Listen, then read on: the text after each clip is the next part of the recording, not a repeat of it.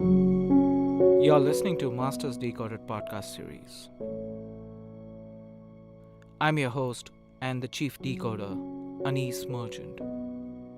Through this podcast, I bring in guests who are successful in a different walk of life to decode and map out their careers and journeys with the hope that we gain all our learnings. The world around us is changing exponentially, and how the impact of artificial intelligence, technology, and other socio-economic factors have either influenced or enhanced my guests' careers. Today's guest is Anshu Sharma Raja, currently Managing Director and Global Head for Retail Banking Products at Standard Chartered Bank. With over 23 years of experience in technology, Anshu has led senior leadership roles across software development, analytics, and infrastructure areas. Anshu started her career programming in C++ and has since then taken on a variety of roles, leading and managing large programs, distributed product development, and creating high-performing teams. Besides being a technologist, she is also a passionate about photography and loves to travel far and wide. Hi Anshu, thanks for taking time out and agreeing to get on a conversation with me. And welcome to the Masters Decoded podcast series. Thanks, Anis, for having me over. This is exciting, and I'm looking forward to chatting up with you. So Anshu, maybe somebody will call me a stalker, but you and I are connected on LinkedIn, and I'm also connected with you on other social platforms. And when I looked at your Mm-hmm. profile, you started your career as a C++ programmer, and when Yes, I look, those were the days. those were the days. And when I look at your current role, uh, a managing director in Standard Chartered Bank, how what happened? Where did that programming get into being in banking space? So how did that happen? Yeah, I mean, it's interesting, right? It's a 23-year-old journey. When I look back, I don't actually, and it just seems like time has flown. Mhm. But 23 years doesn't seem, it doesn't seem like 23 years old, long, but interesting, absolutely interesting time. So when I graduated out of my engineering, I did computer science, and this was pre-internet days. There was no internet. There was no concept of internet, and I was passionate about programming, passionate about problem solving, and more importantly, troubleshooting. I used to find joys in debugging C++ code right down to the last memory locations and so on, working on a DOS systems and so on. And then, gradually my career moved, and somewhere early on in my career, I got a chance to work in the financial services, in the brave world of investment banking, and it seemed like I had tasted blood, and it was fascinating, because everything was just so real. The problems we were solving was so they were, of course, I mean, they didn't touch you as a person, but they were for real. The business of money was for real. So that was fascinating. And here it is, 23 years, or I would say 22 years or so down the line. That interest has stayed on, and it just only becomes more and more fascinating.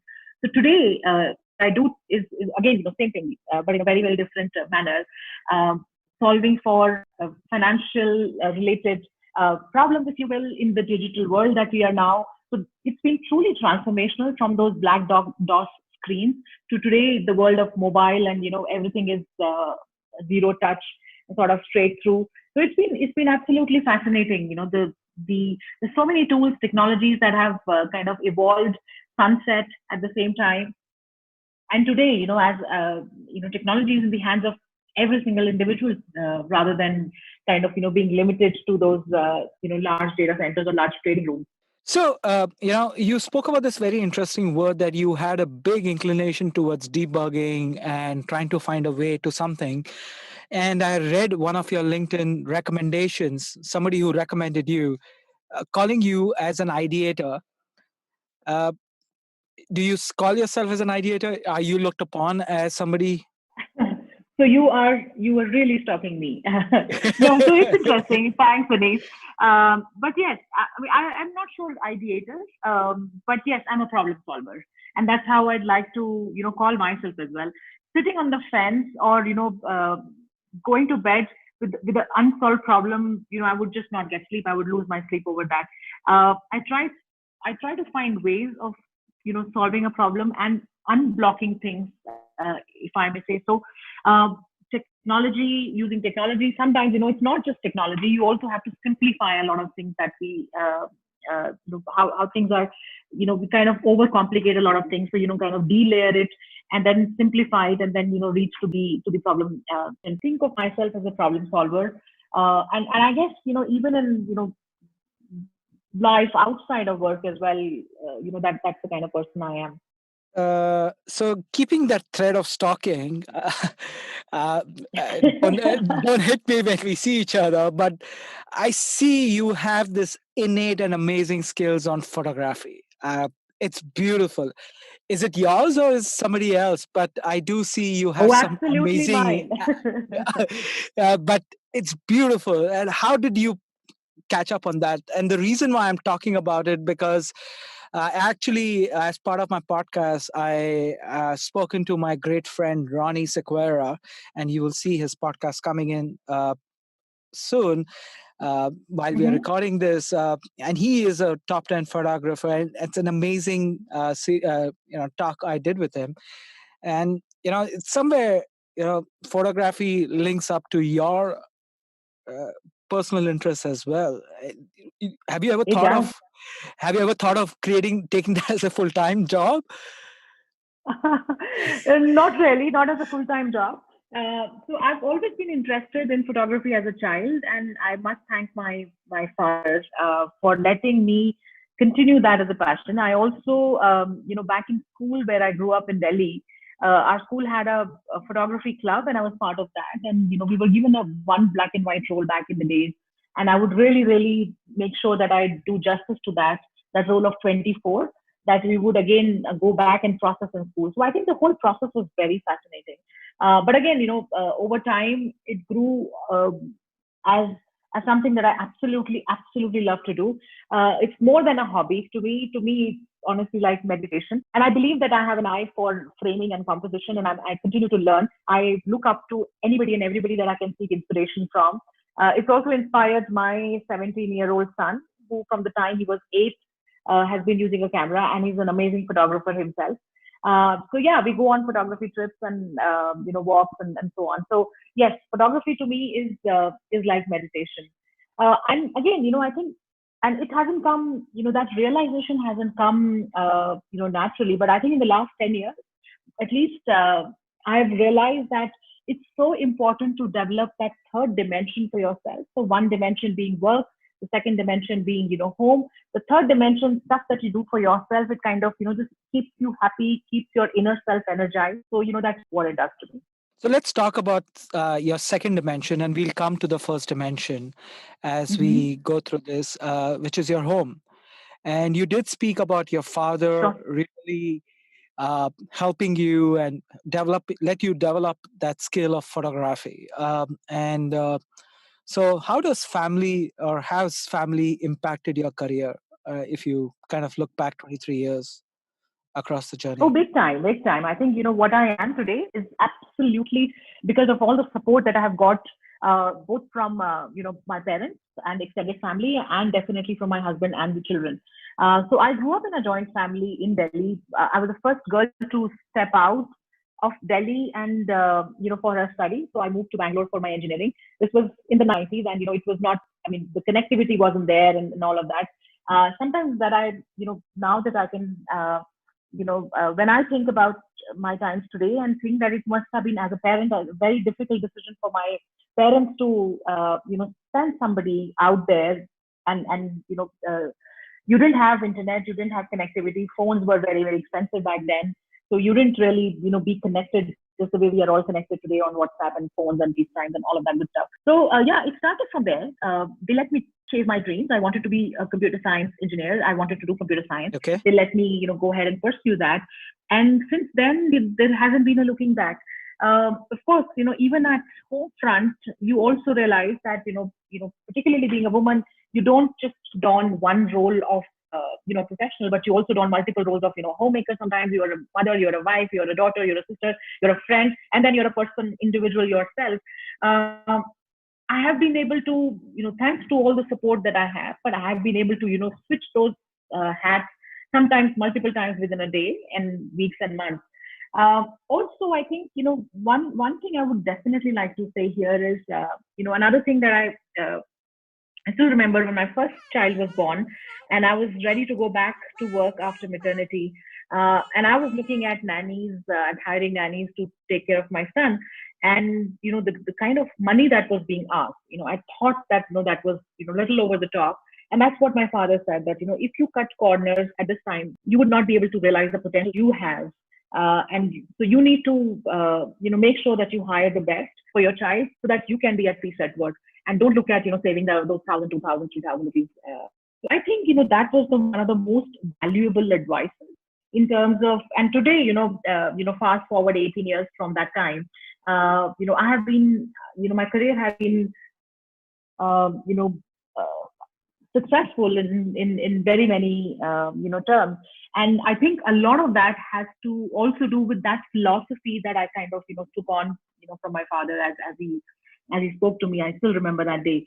And so that, when you're at work, you're completely at work. I travel quite a bit. So, when I'm traveling, when I'm at work, so I don't get, frantic calls.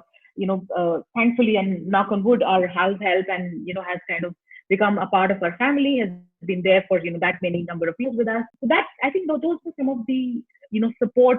And that now that you realize, you're very, very thankful for, that timely support and, people putting arms around you and letting you succeed in what you would like to do. Interesting. And since you spoke about that you were the first girl child to get out of your joint family home and go into engineering, today there's a lot of conversation about women in tech.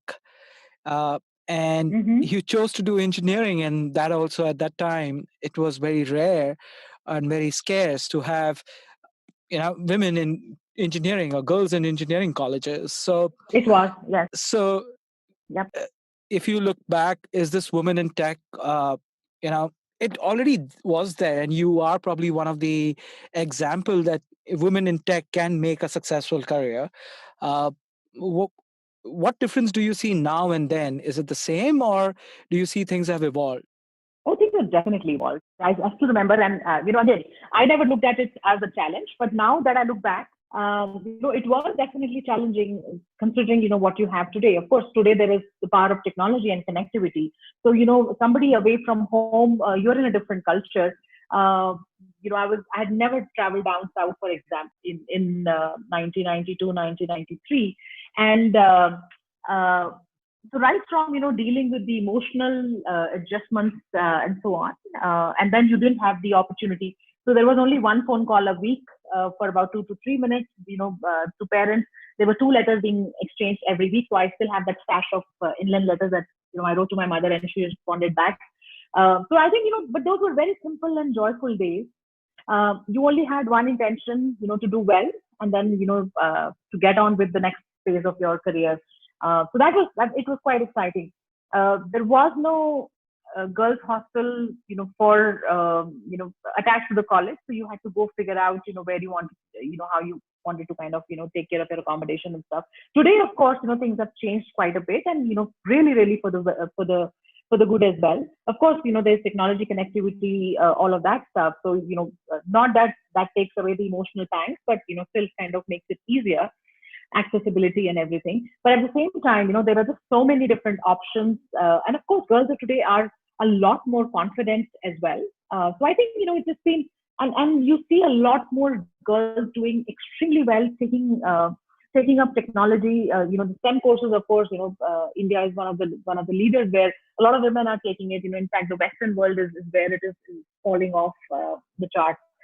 When we hire today graduates from top engineering colleges across the country, it's 50-50 with girls and boys, and the girls are equally confident. Today, the conversation is not about are you okay to relocate to a city and so on.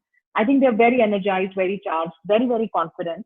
So it's absolutely heartening to see that the change.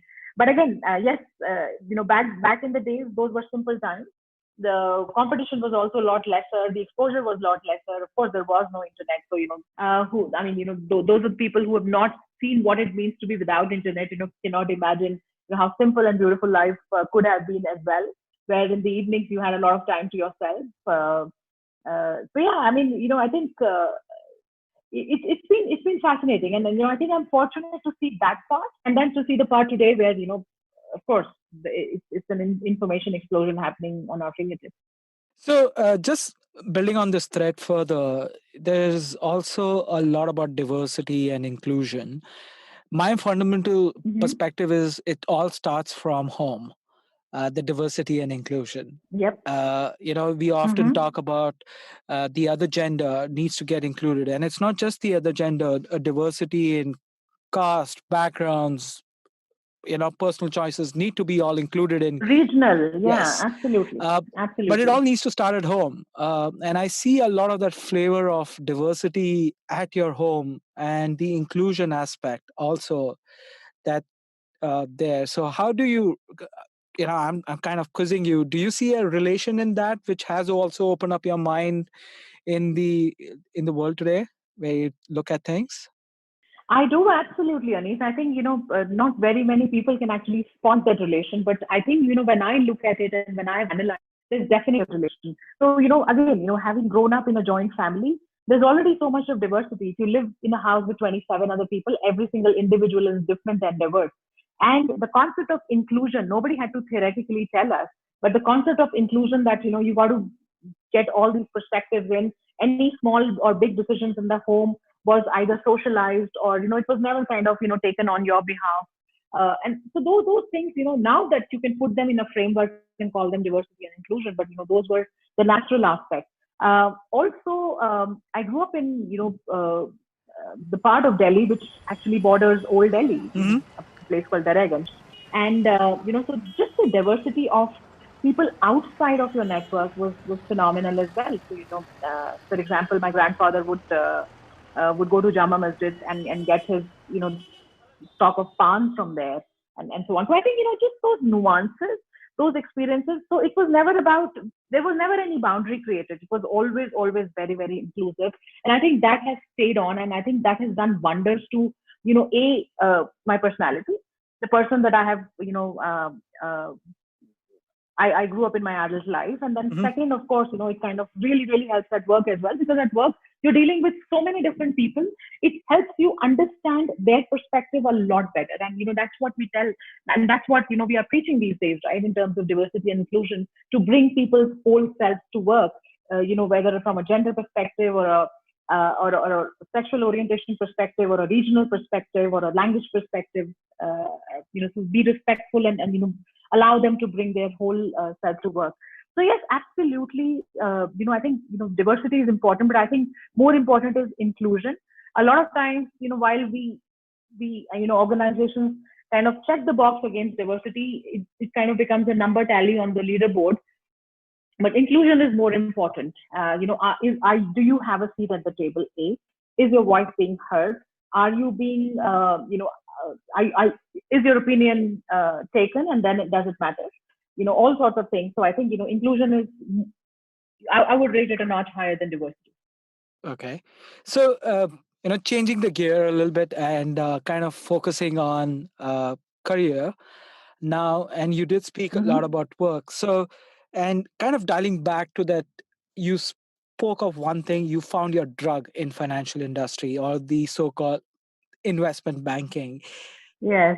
How did that, like being an engineer, not from a finance industry, and now being a successful individual and leading analytics initiatives in large corporations, how all that came about? Was it accidental luck or was it something planned? And did you find something along the way which helped you be where you are today?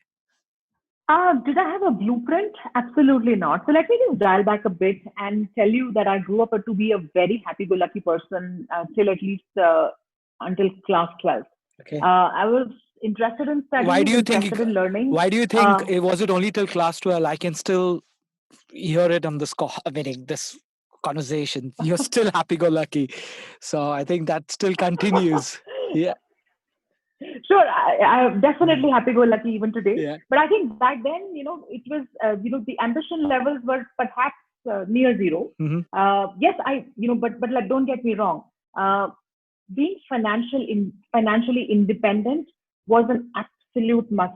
Even when I was in school. So I remember when I was in class 12, I took my first tuition. I was just helping one of my neighbors with her son's homework. The kid who was in class 2 back then was very, very naughty, and he would not sit down to study. And his mother reached out for help. I was willing to help, and was getting 800 rupees every month to be able to do that. And it was fun for me, to spend those hour and a half with him, getting him to do all his homework, and then it'd just be done. So financial independence was absolutely a must.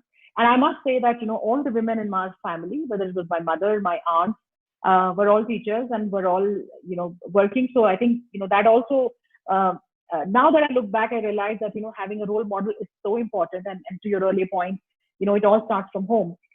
So having that role model, and just seeing them, so there was no other option, absolutely financial independence was definitely on my mind. But was a career on my mind? Thought, I could also learn up to be a teacher, like I had seen my mothers and aunts and so on. But back in when I was graduating from school, there were two options. One is to be an engineer, or one to be a doctor. And then to your question on whether it was calculated or heartfelt, it was the rule of elimination.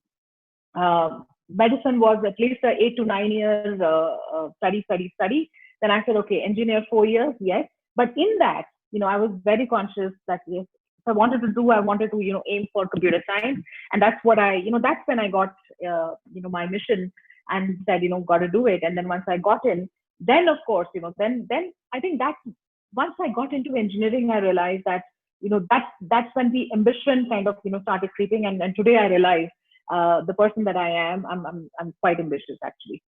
So while I'm still happy-go-lucky, but being ambitious and being successful means a lot to me. So I think those were it's also very interesting how over time you realize the person you are. Mm-hmm. You also evolve as a person you are, and you change quite a bit. And then you also know today I know what are my strengths and what what are the things that would not make me successful. So the name of the game is to play on your strengths. Okay. And analytics or the entire AI space, when did that happen? People say, oh, AI is just last 8 years, 10 years, but I always defy that. It's been there since 1970s. It's just that it was in the hands of few. Today, it's in the hands of many. So Right. how from a programming in C++ to where you are, was it given to you, or did you find that there is a sun shining there? Let me take it. No, I think it was, I didn't find the sun shining till it was, till I was exposed to it. Okay. And this was at least, I would say, about 9 years back or so, 10 years back or so. When I was in one of my roles, at Goldman Sachs, and we were trying to work on a business problem. And somebody introduced me saying that, have you explored these ways of looking at it? And I must give it to that person, and that person was my manager, a very, very accomplished lady herself, in our New York offices. And it started from there, and then it was absolutely fascinating, as you kind of start peeling the layers off. And so yes, while I'm not a practitioner, but then I surrounded myself with people who could complement that, and then we solved for very, very large problems. In fact, it was quite fascinating that that some of the things that we worked upon actually led to some other business ideas, which were very successfully implemented back then. And then since then it started, and then after that, I helped set up for another large firm the analytics center, right from the parts of data engineering, getting all the data in, the feature engineering, etc., to whether it was machine learning or whether it was even statistical modeling, and then to the ability to render outcomes and defining the so what. So since then it's been fascinating journey, and then of course connected with so many of like-minded people in this domain, yourself included, Anise, and it's just been so enriching. And then you realize that the community is also very, very passionate, and yes, it's just been a tremendous ride since then. Sure. So you did speak about Goldman Sachs, and you've kind of had multiple careers with different companies as well. Were these decisions driven by? You did say that you didn't have a blueprint, but you did have some self-achievement path which you wanted to be on.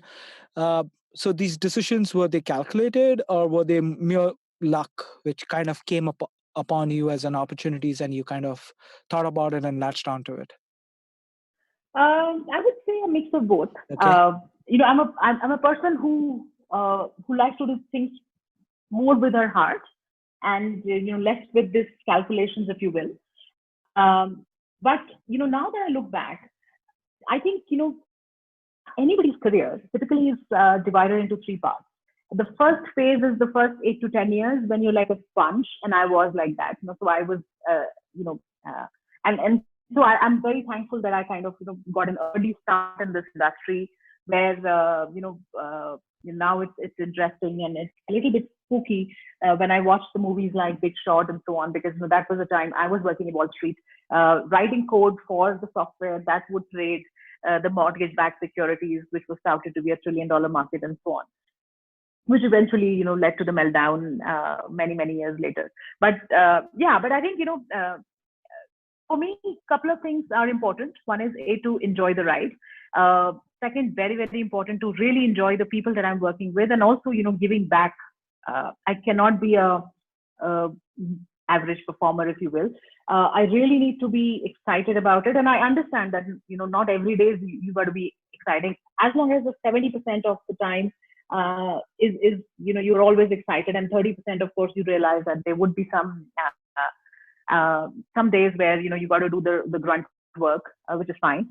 So that like I said, so I believe that there are typically three phases. The first phase, you got to be like a sponge, go absorb, go learn as much as possible, so that you build your capabilities, if you will. And then the second phase is when you start realizing this is what I like to do and this is what I don't like to do, because you don't want to be the jack of all trades, right? You got to start defining your niche. You got to start creating your brand, and then so that sets you up for the third phase, where you really go on that overdrive and then say, now I'm going to define where I operate the best. And like I was saying earlier on, that you then play to your strengths. And that's where you can really leverage. Also, it helps your career, and as well as the same time, the contribution you can make back to the organization, or even if you're in a startup or wherever else, is tremendous. So that can be truly exponential. So I think that is important, and that's how I look at it. I look at anybody's career journey. I do coach and mentor a lot of people, and that's the that, according to me, is the mantra that has worked for me. And that's how I would like to define that as well. I mean, of course, the sizes or the number of years of each of these phases could be could be elastic depending on who you are and who you're talking to. But I think that is what few years, just build your strengths. Second phase, define what are your strengths and then sharpen them. And then the third phase, just go on the overdrive and then just go kill it with those strengths. So you have a three-stage mantra, and if you have to look at your 23 years, do you feel you can do it in half the time? If I give you a magic wand? Yeah, if you're smarter. Just make me smarter. Yes, absolutely. Okay. And like that's what I said. I don't think it's about the time, right? I don't think so. Okay. It is weird that sometimes I feel that I'm perhaps mentally half my age at the moment. That some days I feel so energetic, and there are so many things that I want to try out. including building a mobile website, which I did, as a weekend thing, and so on. So yeah, I don't think, it's not about the number of years, but I think it's about just self-awareness. I think, that comes over time. I think it took me so many years to, be self-aware. I'm sure, smarter people can do it in half the time. So there's too much of noise, and you speak about the self-awareness. When you go to work every day, how do you get into your Zen mode, or how do you get into your, okay, I've arrived and today I'm going to kill it? How does that happen? Do you have like a secret daily recipe which you kind of recite, or there's something going on in your head which says, okay, I am here? No, there's no daily secret recipe or a mantra. I wish there was. Okay. But no, but I think, I start my day early. There are certain, obviously, over the years, you create a pattern for yourself. For example, Monday mornings, you got to be really, really ready for them. So the prep starts from Sunday evening itself, which is, just getting ahead of everything that's happened over the weekend. And because, I work for a bank, we are on 24/7. There are changes that are happening over the weekends and so on. So just be ready so that nothing kind of, comes in the way of your Monday mornings, which normally does not happen. There are certain bad days. But I think, what is more important is, just the environment that you've created around your team. Also, the people that you work with. I think that is a very, very important thing for me, because, I'm a person who's very, like, I give my heart into it, and, I would love to work with people that I really enjoy. Otherwise, it's a deal breaker for me. So, that's the self-awareness that I was talking about. So yes, so just make everybody around you successful. So I think, those are the sentiments that drive me, and to solve for a problem, not to find, and then to learn from it, to absolutely understand that you will make mistakes. Your teams will make mistakes. But as long as we are learning, and then we are moving on from that and not repeating those mistakes, I think, those are some of the things that just help me keep it sane. Otherwise, it's a very, very complex environment that we run. To run systems, global systems for about over 30 different markets. There's some market or the other is always on. And these are material things, right? You can't go wrong with the business of money. So it is intense, it is stressful, but I think stress is what you kind of make it out to be. So how do you keep up? How does technology really help you keep up with, you mentioned 30 markets every day, 24/7, you are live. When I say live, your systems are live. Things are moving around you pretty daily. So how does technology really help you stay on top of it? Are there any specific apps or technology you align to? Yeah, sure. So, of course, we absolutely need to keep our alerting, monitoring top notch, so that we have our eyes and ears always on. And obviously, it's not humanly possible. So, technology, and over the years, technology has really evolved to kind of, give us those insights, the telemetry, and so on. Also, you still need to be on top of it. I have this OCD, which I haven't shared with too many people, but my mailbox needs to be 0 unread mails, even if those are those alerts and whatever have you, or automated emails come out. So I'm constantly, I just, so that's I think that helps me to just be on top of things. But at the same time, I also allow. So it's a mix of technology and people, I would say. I also allow a lot of trust in the people that run these systems, and they realize that. So when you give them the trust, they always try to keep up that trust and not breach that trust. So they are also on their toes.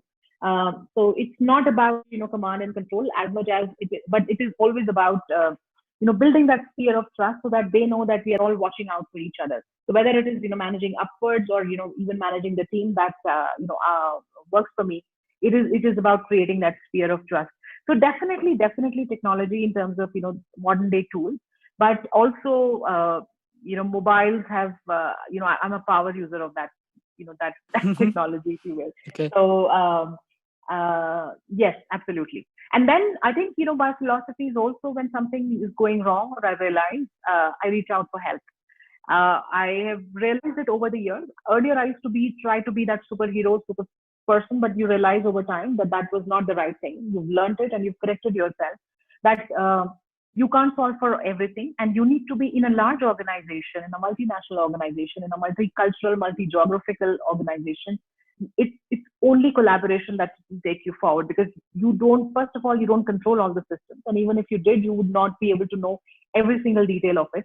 So there are interdependencies, and you got to just collaborate, and work with the rest of the team, and again, watching out for each other. I think that's the most important thing. Great. So, Anshu, you did speak about mentoring, and in all this conversation, I do see a lot of good flavor uh, of working along with people and driving people to a common goal.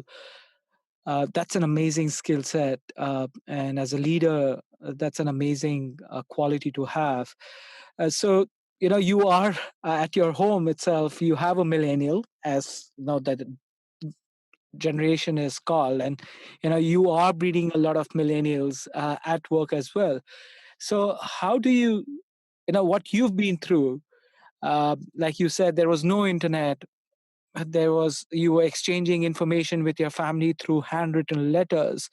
How do you try to get people grounded, or at least coach them to live through certain things so that they appreciate the experience, or they develop that experience to be a better individual? I don't actually. Okay. If you think that, I expect my 17 or 18-year-old son to appreciate, what life was back then, perhaps he will not, because, for him, it's just what he has heard.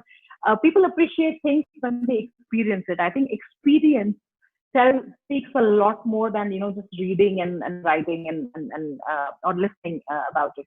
And like I said, that I have moved on. So I'm no longer that person that I used to be back in the 90s, right? So I am a power user of technology myself. I am on social media. I understand, the power of social media. I use it. I completely enjoy it. You've talked about, photography. So my Insta handle is all about, showcasing and collaborating with other people on my photography work. My LinkedIn is completely a professional, tool which I have learned how to, leverage well. So yeah, so I think, and like I was saying, that in my head I still feel, I'm 20, 25 years younger than what I am. So it just, I seem to be connecting well with millennials. I'm sure my son won't agree, but hopefully the rest of the people that work around me will agree. Yeah. So I think it's just been fun. I think, yeah, I mean, I absolutely enjoy the company. So the most fun times are when I go out to campuses, when I look at, resumes that are coming, and people are born in 2000s and even beyond. And I'm like, oh my God, that gives me a scare. But, when you start talking to them, you realize that, there's a lot, I mean, fundamentally it's all the same, right? They have aspiration in their eyes, they want to get somewhere, and so on. So I think those traits are, are natural and very, very intriguing. But yes, of course, things have moved on, and I think it's going to be foolish to kind of, expect the millennials to understand because these are digital native guys. I mean, what are you talking about? Yeah. Is what they would say, and so on. So I wouldn't even go down that path, and making them appreciate and realize, yes, if they can hear it and if they can, empathize, that's good enough. You brought out a very interesting point, that you, at heart, you're still 25 years younger. I often tell people, don't stop being a kid. I think that's an amazing skill to have, because as kids, we are all curious, we all were creative, we all had that innate Yes. ability to absorb whatever came by us. We were great observers, and we would imbibe skills which, not through reading books, but observing. So I think just being a kid at heart helps us be successful, and I see a lot of that in you while talking to you. So be at it, and don't ever lose it. That's the thing. Oh yes, thank you. Yeah. So talking about passion, and since you spoke about photography, and you said you LinkedIn is professional life, and your Instagram or your, you have network or you have groups where you talk about photography. How do you? Are there any learnings which you take from that passion to work? Do you see a lot of similarities in there when you think about it right now? Um, Interesting question. Interesting question. I mean, is there a, do I take notes and kind of, say, okay, here is what I've learned on this photography trip, Yeah. and do I apply it there? No. But I think the curiosity, I think the fundamental thing I would say is the curiosity, right? For example, this last Sunday, my son and I, Saturday late night, we decided to just go on a photo walk. And we went to this, one of the oldest vegetable markets in Bangalore. Hmm. And, we were just wide eyed, both of us. And we took wonderful pictures. We shared it with each other, the perspectives. We shared our equipment with each other, and so on and come back. So I think it's just that, and that same thing. I think that bit. If I take back to work, if there is a problem that is thrown, I don't. It does not bother me. So it's the same curiosity of solving that problem, and then coming out with. And how do we collaborate together? How can we all bring the best people in to be able to solve that, and solve that for the larger audience and so on. So I think some of those correlations, number one. And the other thing I realized is that photography also teaches you some sort of visual perspective, to put things in a visual manner in my head. So I'm able to visualize a lot of things. Is another ability that I see that I am able to apply it back at work as well. And the third thing, of course, is that this is my third dimension. So when I am in that zone, my nerves are calmed, and I'm excitable, I'm excited, and I feel much younger, in my mind, and it's just fun. So you come back, so all the stress is gone, and then you back refreshed again. So I think it just does wonders in more way than one. Mhm. And like that, I've seen people when they follow their passion, uh, you know, uh, it just does tremendous. It brings a tremendous benefits to your work life, your home life, and life in general. Interesting. So, just building on that, you capture a lot of great moments. Sometimes you didn't plan for it, and sometimes you do plan for it, like the weekend which you spend with your son. Mm-hmm. Mm-hmm. Now, if I have to Sure. take that in your career, are there any such moments which have been etched in your mind or in your heart, saying that that's been the best moment of my life, either a program or a specific day which you still think about? Very, very interesting. Very, very interesting. So, of course, a career of 23, 24 years has been, full of moments like that, where some days you felt like on the top of the world. And there were other days you literally also kicked yourself, saying, what was I thinking? Why am I not able to solve for this? I still remember, I thought I used to suffer from insomnia because, I would not be able to sleep if there is a problem that was bothering me. But over time, I've kind of worked and on myself, and realized that there's no point in Hmm. stressing yourself out that day. When you just need to let go, and then you would come back to that with a fresh perspective, fresh mind, and then it eventually does get solved.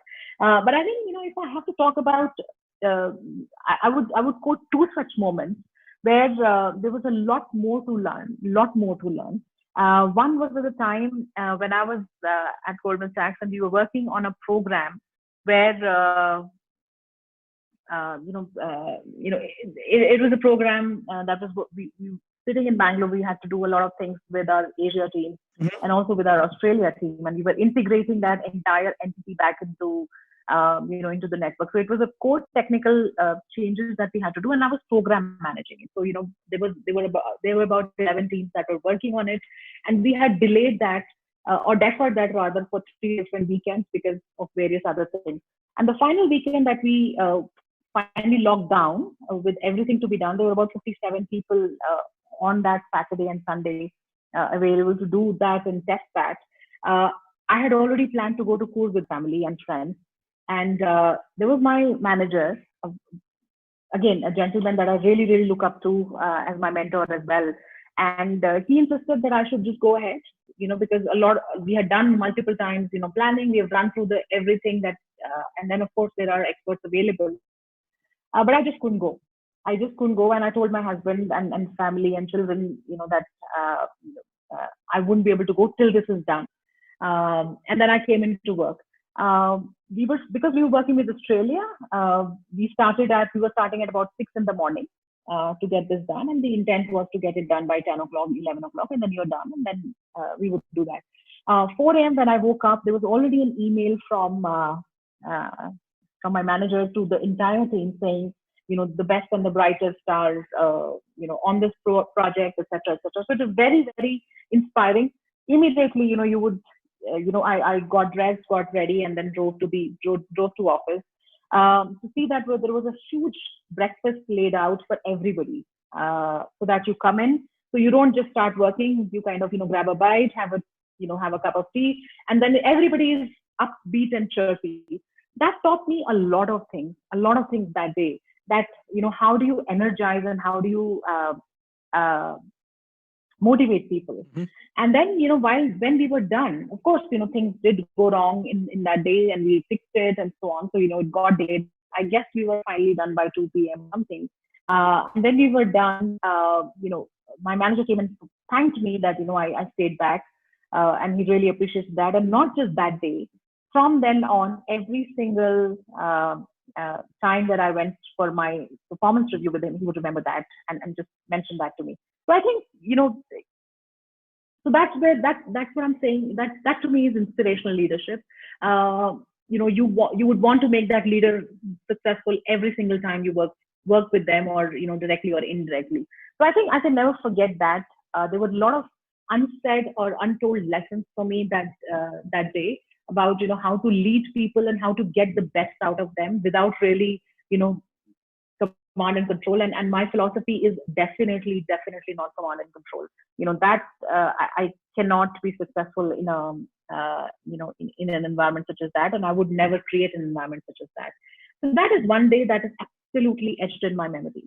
The second day is something that happened just last year at Standard Chartered Bank. Okay. And we were again, doing a huge rollout for one of our biggest markets, which is Hong Kong. And nothing went, the way we planned since morning. And, it was after about 12 hours of aggressive troubleshooting, trying all possible ways, multiple teams again, 30, 35 different teams were involved over video. Some were in the room in Hong Kong. Some were, logged in from different time zones and geographies. Finally, we got it done. And it was only through the power of collaboration that, I was able to get the right people and then, get them to troubleshoot it in a timely manner. It was truly a cliffhanger. So I think, and then when we got this done, when I was riding back in the taxi, I felt I was flying. So I think that, my first software delivery actually, came back to me. Mm-hmm. That, so it just felt very, very nice to see that, I still have that sentiment. Yeah. So, you spoke about your manager being that person whom you looked up to at that moment, which taught you a lot. And in the previous conversation, you did speak about your mother, how she helped you, be the person you are in the initial space. So, you've had some amazing mentors along the way. Let's say if you have to pick one, I know it's going to be a tough choice for you. Whom would you say he's been your mentor till date, whom you still look up to? My mother and my parents, okay. Definitely, we'll not even bring them here. But I think from a professional context, it was that gentleman, my manager, gentleman called Sajid Ahmed. Mm-hmm. I've learned so much from him indirectly, without him, kind of preaching it, which is by observing. And then you realize, that's the person that I want to emulate. That's the kind of, just the ability to lead people without really being explicit saying, hey, I'm leading you now, or I'm asking you, but just the ability to bring out the best in people so that people do it because they get it. right? Because they get, what the larger picture is. They get why it needs to be done. I think that is amazing.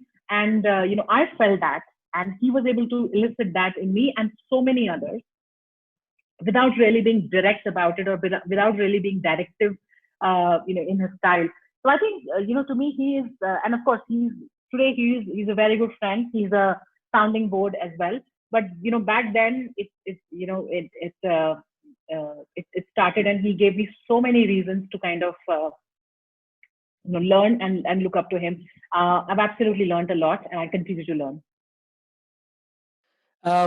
So, I know we are on top of the hour, Anshu. So, anything which you feel I didn't cover or you would like to share your thoughts or perspectives on with the larger audience? Yeah, I think there's something called career intentionality. Irrespective of whether you're a man or a woman, I think that is very, very important to first know it for yourself. I talked about being self-aware. Why are you in it? Right? Irrespective of whichever career you are in, technology, non-technology, whatever have you. A lot of times, and again, it may sound a little bit racist, but as Indians, we are never taught to kind of think for ourselves. A lot of times, whether it's our parents or whether it's neighbors or whatever is the flavor in the market, kind of influences the career choices or the education choices. But presume that you really didn't feel so passionate about what you are doing. But now I think as you are in that professional zone, it's very, very important to be self-aware, at least to know for yourself, why are you doing this, and what are you in it for? Are you in it for just getting your next promotion or next increment and moving on, or do you really, really enjoy, or is there something larger that you want to do? So I think that career intentionality is very important, to know what is the difference between having a job and having a career. Both for men and women, I would say. A lot of times we preach this to women who try, who think that they would want to leave their job for whatever reasons. But I feel it's equally important for men as well to understand why are you doing this, and what ticks you, what gets you going. Because again, I feel very, very strongly that you don't, even the roles that you take, or the roles that you aspire for, need to play to your strengths. Like, I know that the kind of person I am, I know that I'm going to be miserable if I'm put in a certain type of a role or in a certain type of an environment. So being self-aware is very important, and then knowing the difference between a job and a career. And it's absolutely fine if you're not chasing a career, and you just want to do a job, go somewhere, get paid at the end of the month and come back. But it's not going to be long-term fruitful. So you got to realize that. And if you looking for success, then you got to find that first for yourself. What is your brand, and then play to the strengths of that brand. Amazing thought. And so on that note, Anshu, thanks for taking time out. And the only thought I would share with you is continue to be the happy-go-lucky person and the child at heart, which you are. And, look forward to talking to you soon. And thanks for taking time out. All right. Thank you. No, this was lovely. This was wonderful. Thanks a ton, Anis. And it was delightful talking to you. Likewise. Thank you for listening in. And we close yet another episode of Masters Decoded. If you've enjoyed the episode, please, you can help us out by sharing it on social media. I would personally appreciate that. It's how we can reach more listeners, and the more listeners we have, the more awesome guests I can get in touch and convince to participate in these conversations that are a joy to have for me, and I hope they are a joy for you to listen as well. You can also help a lot leaving reviews on iTunes or your podcast service of choice. Reviews are surprisingly helpful in supporting the podcast to get to more listeners. If this episode has intrigued you, I would request you to subscribe to the podcast to stay up to date and get notified to the future episodes. With that, I bid you and see you in the next episode.